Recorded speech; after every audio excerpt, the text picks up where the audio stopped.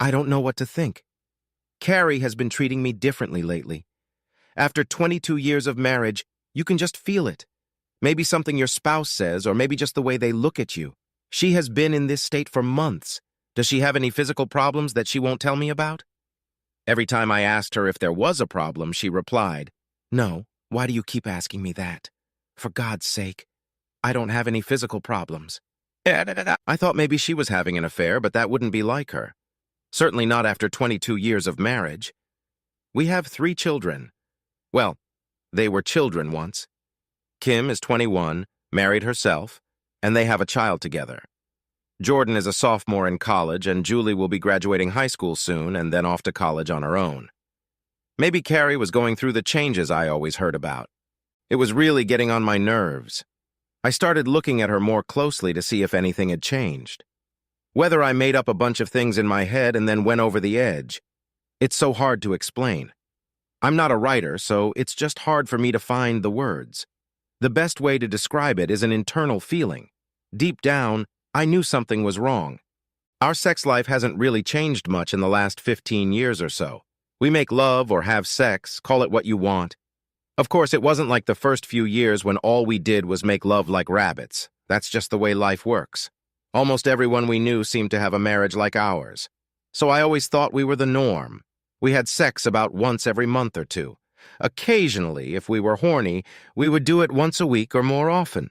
Are we in love with each other? I always thought we were. It wasn't something we talked about much. Deep down, I believed we cared about each other. We weren't a storybook or a fantasy. We were real people in the real world. We both worked, paid our bills, enjoyed our family, just regular, everyday people. And then I noticed that when she went to work, she didn't dress any differently.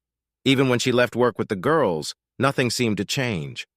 One day, she and her coworker, Michelle, went shopping together. I decided to follow them, even though I felt it was wrong. I kept my distance as they went from store to store. Nothing seemed out of place. It was just 2 women shopping. So I went home. In the weeks that followed, I listened to phone calls, checked emails, and just watched Carrie. She was acting strange, but I didn't see any big differences. We did make love a little more often, but not that unusual. I was starting to feel uncomfortable checking up on her this way, but I really thought something was different.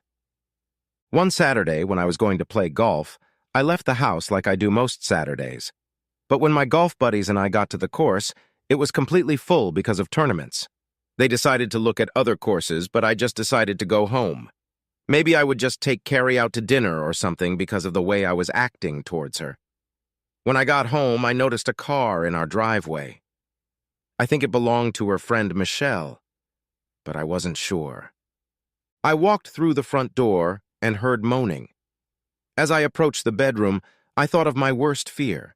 There on the bed lay my wife, Carrie, completely naked, with Michelle's face deeply embedded in hers. I lost my composure and screamed, "What the hell is going on?" looking at the shocked faces of both women. Carrie looked up in utter surprise and screamed, "Oh my God, Jim! Oh my God, oh my God, oh my God!" She kept repeating it. Michelle jumped up and, without saying a word, quickly put on some of her clothes and quickly left. I just stood there for a minute or so looking at my wife. I didn't know what to say. Tears were streaming down her cheeks. She stood up and put on her bathrobe. "Jim, please let me explain, please." I stood there completely stunned. "You cheated on me with a woman?" "Please, Jim, I need to explain. It just happened. It wasn't love. It was just sex. Something else. I never cheated on you." "What the hell are you talking about?" "Because it was a woman. It wasn't cheating. You took away the trust I've always had in you and just threw it away. I thought we always respected each other, but I think your respect for me was pretty shallow." "Jim, we need to talk. Please, you have to let me explain." "How long has this been going on, Carrie?" "Let me guess. How about 4 months?" Carrie started crying. "I wanted to tell you, Jim. I was going to, too." "God damn it, stop it, Carrie. 4 fucking months of sleeping with Michelle behind my back. What you're gonna tell me doesn't mean a damn thing. We share a family, and I thought we had a loving relationship. I guess I was wrong. The love in that relationship was one-sided. Jim, it just happened. I didn't mean for it to happen.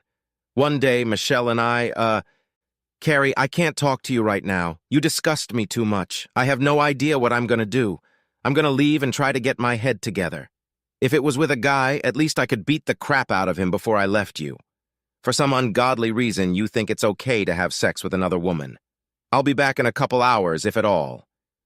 Jim, I need to tell you. I heard her voice as I got out and got in the car. I wasn't a drinker, but I needed something stronger than coffee. I went to one of the local clubs I belonged to and tried to gather my thoughts. God, I couldn't believe it. Why would she do this? Where am I supposed to go now? I know I should listen to what she had to say, but I knew I wouldn't be the same no matter what she said. I remember reading about 2 women doing this and how erotic it was. Well, I'm here to tell you that catching your wife with another woman is not erotic. It's sad, and it's really painful. I got home about 3 hours later. Carrie was dressed the way she normally dresses and had made coffee. She asked if we could sit in the living room and she would tell me exactly what happened. A frenzy was raging inside me. I just hoped I could listen to her. But I had my own doubts. I sat down on the couch and she came over to sit next to me. Please sit down in the chair. I don't want to be near you. She was crying a little. Until today, I've always felt sorry and uncomfortable seeing you cry. But right now, I don't care about your feelings. You've hurt me terribly, and I don't know if I'll ever be able to forgive you. Jim, it just so happened. One day when Michelle and I were out shopping, we brought out our new clothes and tried them on. Michelle kept regaling me with comments about my body. We went out and bought some wine, and I think that loosened my inhibitions. As we were trying on the clothes, Michelle touched my breasts. She said my breasts were so full and didn't sag at all. I don't know why, but I let her touch them. God, it was incredible, the touch of another woman. So different from yours, Jim. So not only am I a lousy lover, but Michelle is just what the doctor ordered. Much better than an old husband. Please, Jim, it's not like that. It's just that a woman's touch is different. Didn't you feel like you were cheating on me, Carrie? Didn't you think about me at all? Jim, I didn't feel like I was cheating. Michelle went on to tell me how men like to see 2 women together. She said her husband didn't mind at all. She has been with other women for years. Are you hearing yourself, Carrie? Sex with another woman is not cheating? That's what you're telling me. Carrie, I saw that, and my stomach twisted. My wife was a whore to another woman, letting her do things you didn't want me to do. Let me ask you something. If you came home and I let another man fuck me, would that turn you on? Wouldn't it, Carrie? Would that be cheating or not? That's what you're telling me. You having sex with someone other than me should be a turn-on. Well, Carrie, big news. It makes me sick, and I don't know if I can live with it. Jim, I don't know what to say. To answer your question, no. You having sex with another man would not turn me on, and I would lose respect for you. Carrie, you disrespected me when you got into bed with Michelle. I don't want to touch you. I've lost all respect I ever had for you. You see, love is more than sex. It's honesty, affection, trust, loyalty, and respect. You have none of those things left for me. I don't know what I'm gonna do. I'm moving into the guest room. I don't want to be in bed with you. Jim, you can't be serious. It wasn't a big deal. You're willing to sacrifice 22 years of marriage because I slept with a woman? Jim, I didn't want to cheat on you with another man. That's why I tried something new with Michelle. Carrie, it all starts with Michelle. Now you have a taste of a new life. It doesn't end there. If you're a whore to Michelle, you'll soon be a whore to someone else. You've just started your new life. I'll start looking for an apartment. Please, just leave me alone and stay away from me. You can explain your new lifestyle to the kids. I'm sure they'll be interested to know that sex with a partner of the same sex is not cheating. Jim, maybe it was cheating in a way, but I didn't think of it that way. But you're overreacting. Michelle and I don't do it all the time. Maybe once every week or 2. I was just trying something new. Please try to understand. I almost feel sorry for you, Carrie. A husband of 22 years means nothing to you. I can't talk to you anymore. You're making me sick. I just got up and left. Our life went on. I started sleeping in the guest room. Carrie tried to be very nice to me, but I just wasn't taking it. Something inside of me was gone. Maybe my pride, my ego, my self-respect. Whatever it was, I lost it. In the weeks that followed, I was gone longer or worked longer hours, anything to keep me from having to come home and see Carrie. She acted like the problem with our marriage was my fault. She just went on with her life. I don't know if she went to see Michelle again because of her lesbian love affair. She stopped talking about it. I know she saw Michelle at work, but she never mentioned it in front of me. My life was miserable. I came home half drunk one day and thought I would try to have sex with Carrie to show her what she was missing. I know she wasn't really interested in it, but she agreed.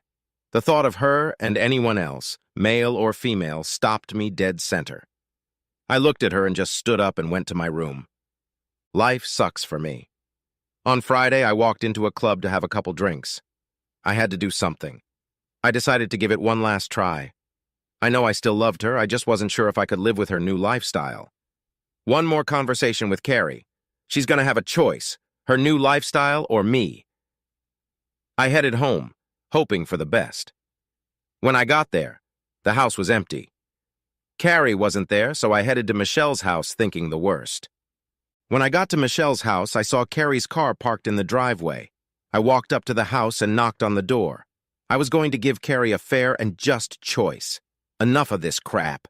She would either stay married to me and live a monogamous lifestyle, or she could live her lesbian or bi lifestyle without me. The choice is hers. I knocked on the door again, but there was still no answer. I walked around the back of the house. They had a pool and a privacy fence. I opened the gate and peered into the pool. No one was swimming. As I walked into the yard, I saw Carrie lying on a chaise lounge completely naked with Michelle kissing her. Well, it looked like Carrie's decision had been made. They were so engrossed in their sexual acts that they didn't even notice me. I glanced at their patio door, and there stood Michelle's husband, Roger, standing there completely naked. He certainly enjoyed looking at my naked wife who was lying there with her eyes closed, letting Michelle do whatever she wanted with her. As she did so, Michelle looked at Roger. Oh my God, she was going to let Roger fuck my wife. Michelle blocked the view so that Carrie couldn't see Roger approaching her. Roger slowly made his way toward them. I couldn't let that happen. Even if she wanted it or had done it before, I wasn't going to let it happen, not in front of me. As soon as Michelle moved her hands, I pounced on him. I started pounding him as hard as I could. Carrie opened her eyes and screamed, as did Michelle. I continued to punch and hit this man with everything I had. Then I started kicking him with my legs. I unleashed all the contained rage I was holding inside me.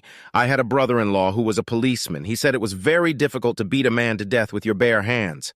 I was at that point. Roger had turned into a bloody mess. My hand was covered in blood. I didn't know if it was my blood or Roger's. I was a maniac doing the only thing I knew how to do. At this point in my life, I was saving what dignity I still had left. My hands were swollen. Carrie and Michelle both yelled for me to stop, and each of them grabbed my arm. I pushed them away and threw them into the pool. I started to come to my senses and kicked Roger one more time. Then, when Carrie yelled something at me, I ran out of the yard and headed home. I was going to go and quickly pack my suitcase and leave the house. I never wanted to see Carrie again. Yes, she was the love of my life, but I hated her. When I got home, I ran into the house and started packing my suitcase. The phone rang. I wasn't going to answer it. The message from Carrie was on the recorder. Please, Jim, don't go anywhere. I'm on my way home. Please, please, please wait for me. I'm not... I'd heard enough excuses. I hurriedly packed my things. I didn't want to be there when she came back. I grabbed my suitcases and headed for the door. As I headed to my car, a patrol car pulled up. The officer said, "Mr. Jones, you are under arrest. Please put your bags down and put your hands on the hood of the car." They handcuffed me and put me in the police car. As they pulled away, I saw Carrie pull into the driveway, watching the patrol car pull away. When we arrived at the police station, I was arrested on charges of assault and battery. Michelle must have called the police after I left. I didn't care. No perverted son of a bitch would be able to toot my horn. As soon as I was arrested, the police gave me medical attention.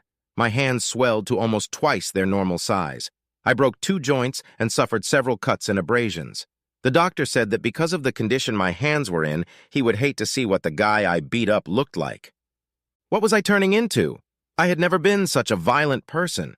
All I wanted in life was to have a family of my own and a loving wife. I guess I wanted too much. I had one phone call to make. I contacted my lawyer and talked to him.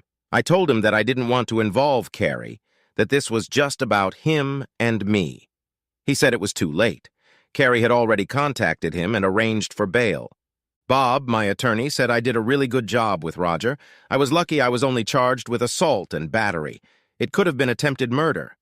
Anyway, Roger was in the hospital. He required several stitches above his eyes, had a broken nose, several cuts and scrapes, and a broken or cracked rib. He will take a while to recover, but should pull through. Bob wanted to know what made me keep beating this man up. He thought about invoking temporary insanity in my defense. He told me we would see how it went. The next morning, I was told that my bail was posted and that my wife was waiting for me out front. I saw her sitting there in the reception area. She was a beautiful woman, poised and sat there quietly, although she looked a little nervous. I asked permission to go out the back door. I didn't want to talk to Carrie. I told them not to tell her I left until she asked. I caught a cab and headed home. The suitcases I had packed were untouched. I grabbed them, got in my car, and drove off. I found a seedy motel to spend the next few days in until I decided where I was going to live. I contacted Bob, my lawyer, and told him where I was staying, but asked him not to give Carrie's number. I didn't want to talk to her. Not now, and maybe not ever. Monday morning, I called work first thing and talked to my boss. We were good friends, and he had already gotten a call from Carrie asking about me. I told him I needed some time off, maybe 2 weeks. He approved the time off and would record it as a vacation. He asked me to stay in touch, and if I needed anything, to let him know. I called my daughter Kim. She was on the verge of a nervous breakdown, worrying about me. She said her mother had called and explained a number of things to her and told her I was gone. I don't know how much Carrie told Kim, so I didn't want to say much. I did tell her that I had beaten up a man and that charges had been filed against me, and that bail had been posted and I would probably go to trial. If she wanted more information, let her ask her mother. I gave her the number where I was staying and told her I would look for a small apartment in the next few days.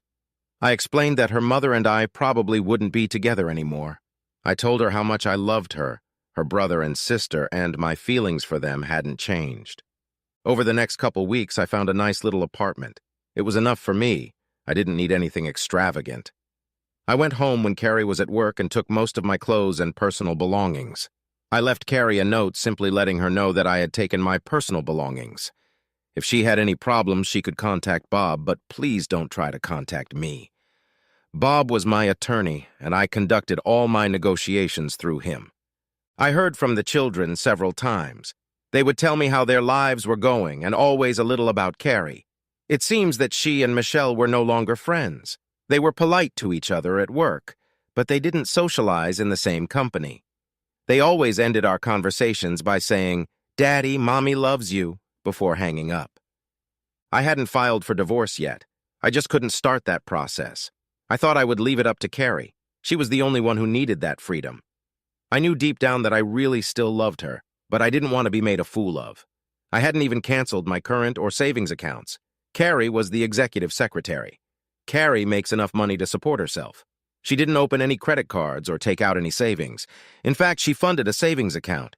I gave Julie some money whenever I saw her, which wasn't too often, and occasionally talked to her on the phone. Bob called me about a week before we were supposed to go to court. He said he had great news. All the charges against me had been dropped. I asked him why they did that. They had me in a tight grip, both in terms of jail time and financially. "Well, Jim," he said, "I know you don't want to hear this, but you have Carrie to thank for all the charges being dropped." She told the Melchers that if they kept pressing charges, she'd let it be known that Roger was going to rape her when you intervened, and that she'd press charges against them, and even if the charges didn't stick, the rumors would. It will probably cost them both their jobs, and they will probably have to move. They told her that it would ruin her, too, if she told everything. She told them that if it would save you, she was willing to take the risk. Damn it, I thought. It was primarily her fault that all this happened in the first place. Now I'm the bad guy here, and she's the savior. I have to admit she did it for me. Bob gave me a letter from Carrie. "I should give it to you, but I have no idea what's in it. She cares about you, Jim. I know you don't want to hear this, but you should at least read the letter." I took it and put it in my pocket. "Maybe I'll look at it later." When I got back to my apartment, my youngest daughter Julie had left me a message asking me to call her. So I called her cell phone, and when she answered, she really seemed happy. "Dad, I heard you are a free man, and according to Mom, you are a hero and saved her.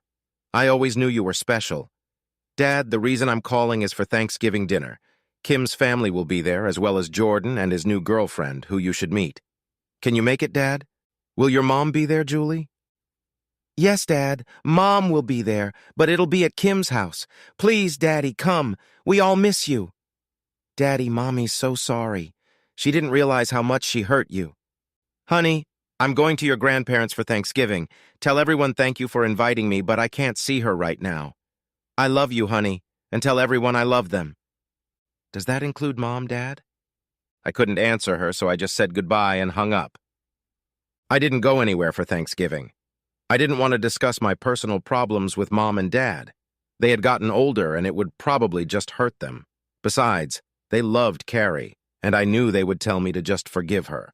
For me, it wasn't that easy. Christmas was approaching. I asked Julie to go shopping with me to get something for everyone. We had a lot of fun. We ate at Red Lobster and shopped at all the best stores. When we went into one store, Julie said she needed to get something for her mom. She found some beautiful outfits that I knew Carrie would love. Julie looked at me and said, "Daddy, can you lend me some money so I can buy these outfits for Mom? I don't have enough." "Only if you promise not to put my name on any of the gifts. You can buy whatever you want and you don't have to pay me back." "Great, thanks, Dad." She started dialing up the bill. Eventually, I had to put the money on a credit card. She bought her mom over $500 worth of clothes. I bought gifts for everyone except Carrie.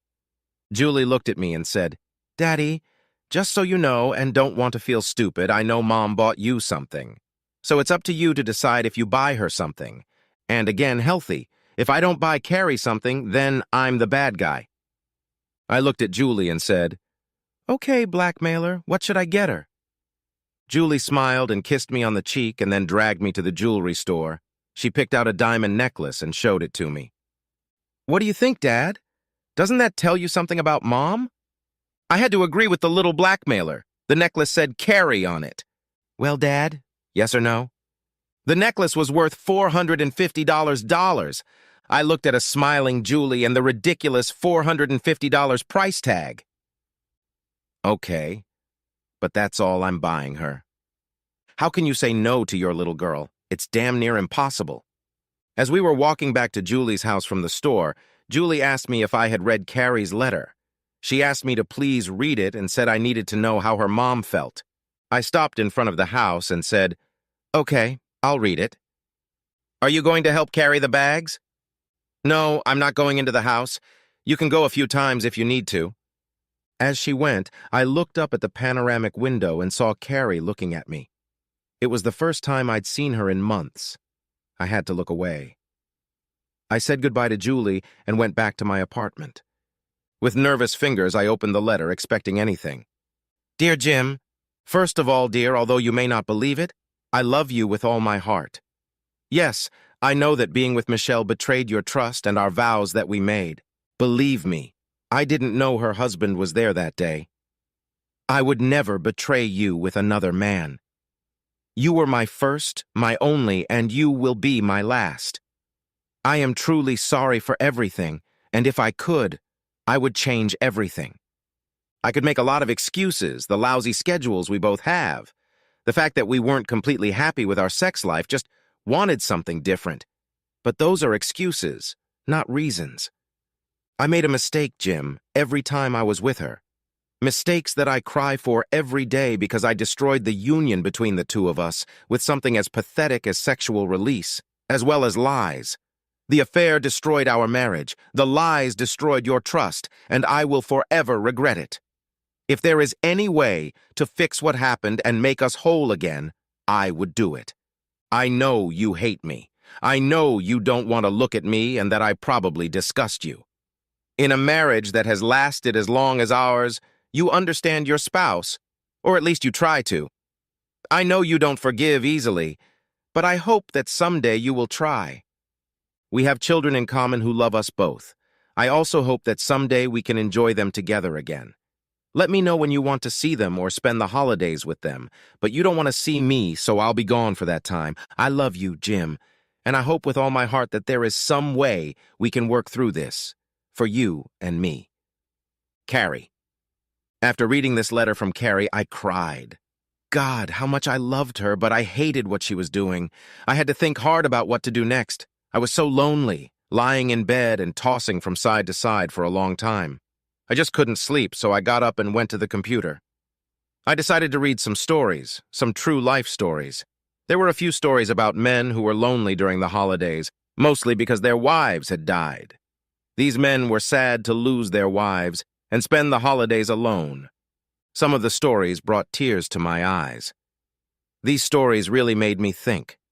I had a wife that I loved. She wasn't dead or in a coma. She was alive and healthy. So if I were in the shoes of these other men, what would I wish for? I would probably wish for my loving wife back. It was Friday night. I was home and mourning a woman who lived only 5 miles away. I didn't want to live my life without her. I wanted her by my side. I wanted to die an old man beside her. Shit, it was already midnight. I didn't care. I put the letter in my pocket and headed for Carrie's house. When I got there, I looked out the window and saw her sitting there in her robe. I knocked on the door and she stood up, wondering who it could be. She looked out from behind the curtain and saw me standing there. Carrie rushed to unlock the door and looked at me with tearful eyes, tears rolling down her cheeks. Jim, you came back to me? Yes, but I need an answer to one question. I picked up her letter and asked her if what she wrote was true. With tears streaming down her face, she replied, "It's all true, every word of it, Jim. I love you with all my being. Always have and always will. I'm so sorry that I hurt you." I asked where Julie was. Carrie said she had gone to a friend's house for the night. They were having a Christmas party and Julie wasn't going home. Carrie looked at me. "Jim, I miss you so much. Will you make love to me?" I kissed her, then turned off the lights and led her into the bedroom where we made love. I lay on top of her, put my arms around her and kissed her. Then I lay down next to her. She looked up at me. "Please don't ever leave me. I will do everything in my power to win back your love, respect, and trust. I will do my best, and tonight we took a big step in restoring our love." I fell asleep in Carrie's arms. Right before I went to sleep, I was reminded of the stories I had read about loneliness.